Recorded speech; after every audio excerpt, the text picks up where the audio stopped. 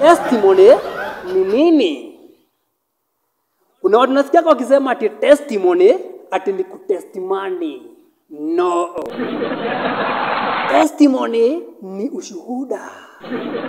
Unatorea huyo mpoi wako mwingine ama baba yako ama mama yako fenye umeshinda, fenye kumeenda. Sasa ukimtorea inaitagwa testimony.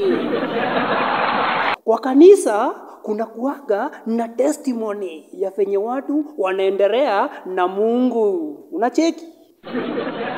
Sasa kuna types za testimony.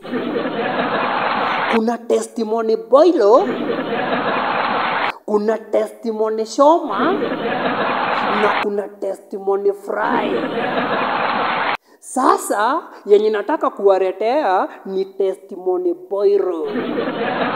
Yenye niliendaka na huku Western, jamaa kapewa nafasi kanisa. Yani testimony penye naipeleka, wewe unadhani mnapelekana, kumbe mmepoteanwa. Jamaa si alisimama kihivi.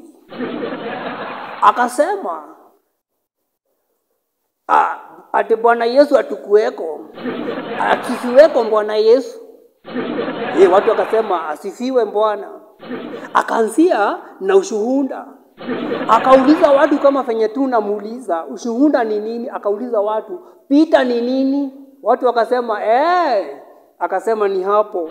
Kumbe alikuwa anaongea kuhusu vita. Ate siku moja kulikuwanga na pita. Na katika huko pita kulikuwanga na wakina Goliathi na wakina Daudi kwa ile pita.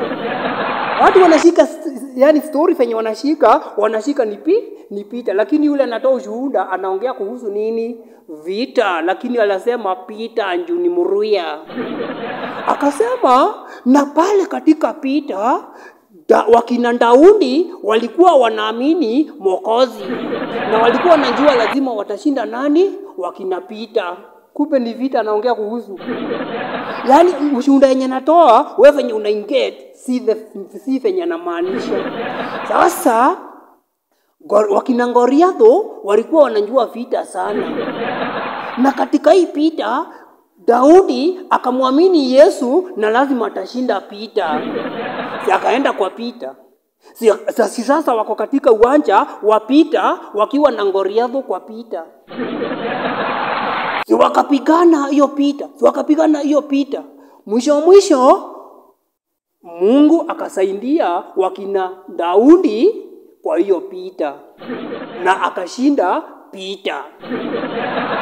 Goliathi akagonga chini. Sasa wewe katika ushuhuda unadhani pita ndiye alishindwa. Kumbe ni Goliathi.